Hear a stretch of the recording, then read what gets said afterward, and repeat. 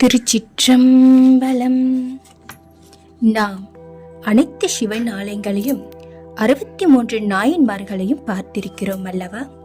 நிறைய அன்பர்கள் நாயன்மார்களின் கதையை கூற கேட்டும் ரசித்தும் பக்தியில் நம்மை மறந்திருக்கிறோம் அல்லவா? இன்று நாம் சிவமூர்த்திகள் 64 வடிவங்கள் என்பதை அறிவோமா? அவற்றின் வரலாறு, இறைவன் தோன்றியதின் காரணங்களும் அவர் இருக்கும் திருத்தலங்களும் பற்றியும் நான் படித்ததில் சிலவற்றை பக்தர்களுக்கு சமர்ப்பிக்கிறேன். இன்று நாம் சோமஸ்கந்த மூர்த்தியாக விளங்கும் சிவபெருமானை பார்க்கிறோம். தக்ஷன் நடத்திய யாகத்தில் தேவர்கள் அனைவரும் கலந்து கொண்டார்கள். அதர்மமான அந்த தக்ஷன் யாக வேள்வியை நடத்தும் பொருட்டு அனைவருக்கும் அழைப்பு அனுப்பினான். யாகத்தில் முழு முதற் கடவுளாகிய சிவபெருமானுக்கு மட்டும் ஆணவத்தின் காரணமாக அவன் அழைப்பு அனுப்பவில்லை. முழு முதற் கடவுளாகிய எம்பெருமானுக்கு அழைப்பு இல்லாத இடத்திற்கு தேவர்கள் வந்தார்கள் அல்லவா? அதன் தீமையின் பயன்தான் மந்திரபுரியின் அரசராக விளங்கிய சூரபத்மன் என்ற அசுரனால் அவர்களுக்கு நேர்ந்தது. தேவர்கள் துரத்தி துரத்தி அடிக்கப்பட்டார்கள்.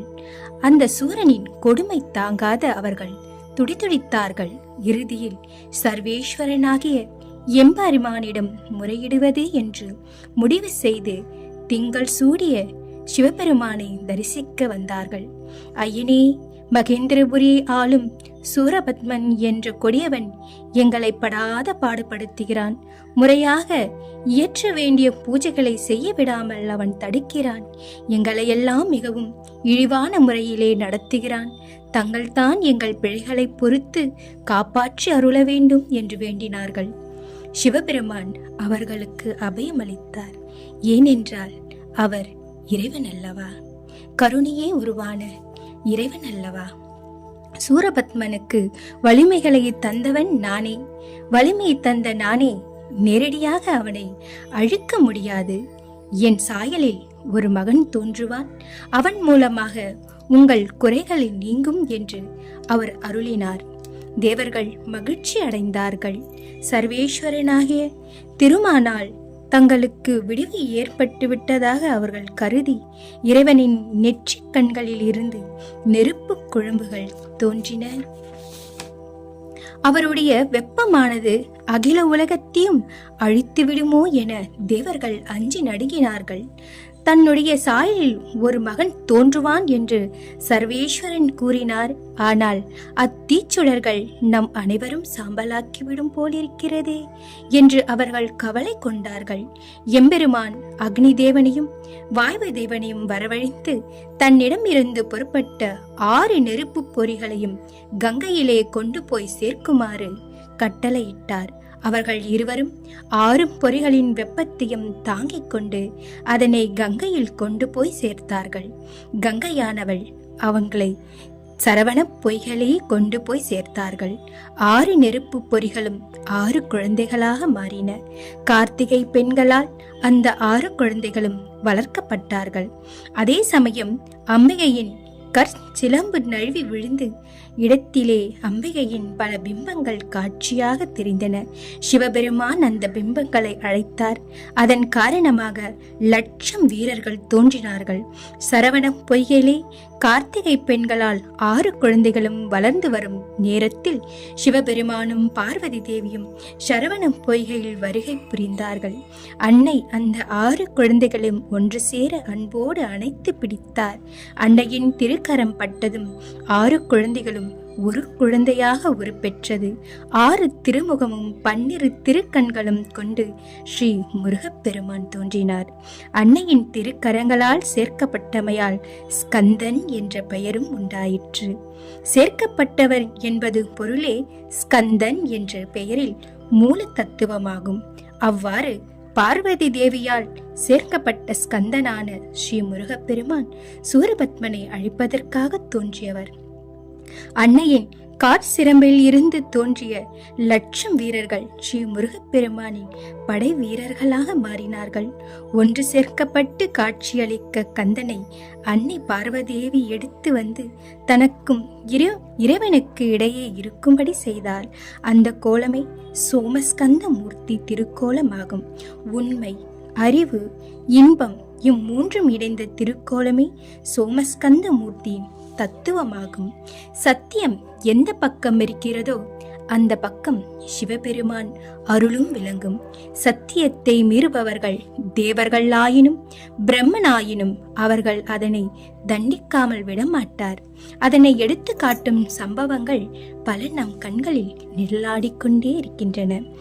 அடுத்த மார்கண்டேயன் சிவபெருமானிடம் பேர் அன்பு கொண்டவன். அவனுடைய ஆயுள் காலம் 16 ஆண்டுகளே ஆகும்.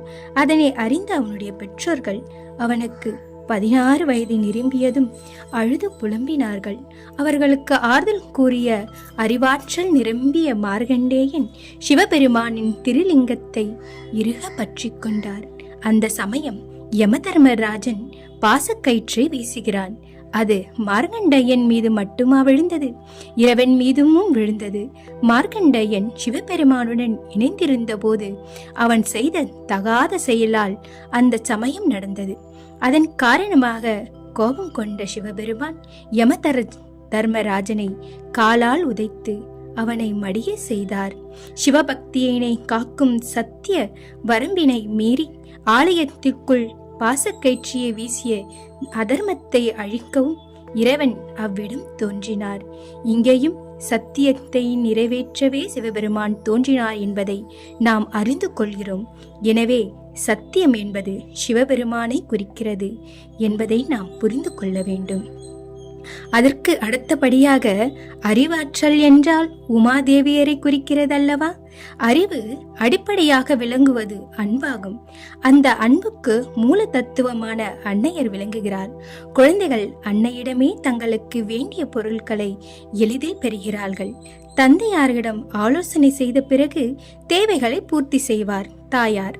குழந்தைகள் ஆசைப்படும் பொருட்களை வெகு சீக்கிரம் தருபவளே தாயாவாள். இதற்கு காரணம் அன்பே ஆகும். அந்த அன்புடன் கலந்து அறிவும் என்றும் ஆற்றலை உலகத்து அன்னையாக உமாதேவியர் வழங்குகிறார். பற்பல வடிவங்களில் தாங்கி பல காவியங்களை படைக்க செய்தவர் அன்னையே ஆகும்.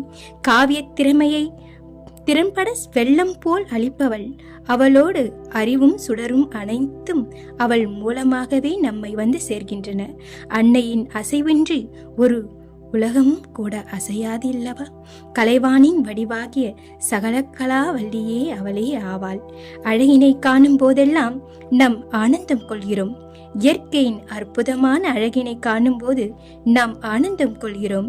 அழகு நிறைந்த சிற்பங்களையும் ஓவியங்களையும் காணும் போது நம் நெஞ்சம் ஆனந்தம் அடைகிறதல்லவா?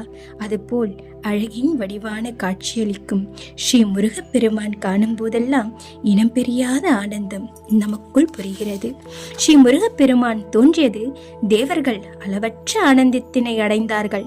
சூரபத்மன் கொடுமையின் முடிவு கட்ட கந்த பெருமான் தோன்றிவிட்டார் என்று அளவு கடந்த ஆனந்தத்தில் அவர்கள் மிதக்கலானார்கள். அவர்கள் எண்ணியதைப் போல சூரபத்மனை சக்திவேல் கொண்டு ஸ்ரீ முருகப்பெருமான் சாய்த்தார். மாமரமாக நின்ற அந்த சூரனை 2 கூறுகளாக பிறந்தார். ஒரு கூறும் சேவலாகவும் ஒரு கூறு மயிலாகவும் மாறியது. சேவலை கொடியாகவும் மயிலை தனக்கு அடிமையாக்கும்படி அவர் செய்தார். அவர் செய்த போரிலே அழகு மிளர்கிறது. நாம் சிந்தித்து பார்க்கும் தெளிய வேண்டும். மகாபாரத போர் 18 ஆண்டுகள் நடந்து அதர்மத்தின் மொத்த உருவமான துரியோதனன் அந்த போரிலே கொல்லப்பட்டு உயிரை இழந்தான். அதுபோல் இராமாயணத்தில் நடந்த யுத்தம் பல மாதங்கள் நிகழ்ந்து அந்த யுத்தத்தில் கொடிவனான ராவணன் தன்னுடைய 10 தலைகளையும் இழந்து உயிர்களையும் பறிகொடுத்தான். அதனால் ஸ்ரீ முருகப்பெருமான் நிகழ்த்திய தேவாசுர யுத்தம் நெடுகாலமாக நிகழ்ந்தது. இராமாயணம் மகாபாரத யுத்தங்கள் குறுகிய காலத்திலே முடிவினை கண்டது. ஆனால் ஸ்ரீ முருகப்பெருமான் நிகழ்த்திய யுத்தம் வெகு காலம் நடந்தது. ஏன் என்றால் அவர் திறமைக்குள் குறைந்தவர் என்று நாம் கணக்கிட முடியுமா? அவ்வாறு மதிப்பிடுதல் அறிவுடைமை. அவர் நினைத்திருந்தால் சக்தி வேலை ஏவி ஒரு நொடியில் சூரபத்மனை வீழ்த்திருக்க முடியும். ஆனால் அவர் அப்படி செய்யவில்லை. அவர் வேண்டுமென்றே காலம் தழுத்தினார். எதற்காக காலம் தழுத்தினார்? சூரபத்மன் மனம் திருந்துவான் என்பதற்காகவே அவர் காலம் தழுத்தினார். மகாபாரதத்தில் துரியோதனன் தன்னுடைய உயிரினை இழந்தான். ராவணன் உயிர் இழந்தான். ஆனால் ஸ்ரீ முருகப்பெருமான் நடத்திய யுத்தத்தில் சூரபத்மன் உயிரானது 2 உயிர்களாக மாற்றப்பட்டது. அதாவது சேவலாகவும் மயிலாகவும் அது மாறியது. எனவே அந்த பேரானந்த மாபெரும் சிறப்பு வாய்ந்தது என்று சொல்ல முடியும். வடிவில் மாறி போரிலும் ஒரு தனி அழகை ஸ்ரீ முருகப்பெருமான் நிகழ்த்தினார். பகைவனையும் சூரபத்மனும் தன் ஆனந்த திருவுருவத்தை அவர் காட்சி அளித்து அவர்களை தன் அடிமையாக்கி கொண்டார். எனவே அழகு என்றால் அது முருகப்பெருமானை குறிக்கும் சொல்லாக விளங்குகிறது. இத்தகைய அற்புதமான அழகினை கொண்ட ஆறுமுக பெருமான் தமக்கு ஆனந்தத்தை மட்டுமே தந்தருளுகிறார் என்பதே நமக்கு தெரியும். எனவே சத்தியமான சிவனும் அறிவான உமையும் ஆனந்தமான முருகனும் சேர்ந்திருக்கும் திருக்கோலமே சோமஸ்கந்த மூர்த்தியாகும். உண்மையும் அறிவும் ஆனந்தமே ஒன்றாகும். இதனை மிஞ்சக்கூடிய சக்தி எதுவுமே இருக்க முடியாது என்பதை இத்திருக்கோலம் நமக்கு உணர்த்துகிறது. அன்னையின் கரம் பட்டதும் 6 குழந்தைகள் ஒன்றாகி ஸ்கந்தன் ஆனது. ஸ்கந்தன் என்றால் சேர்க்கப்பட்டவன் என்பது பொருள். அவ்வாறு உருவான ஸ்கந்தனை தனக்கும் இறைவனுக்கும் இடையே தோன்றும்படி அன்னை செய்தாள்.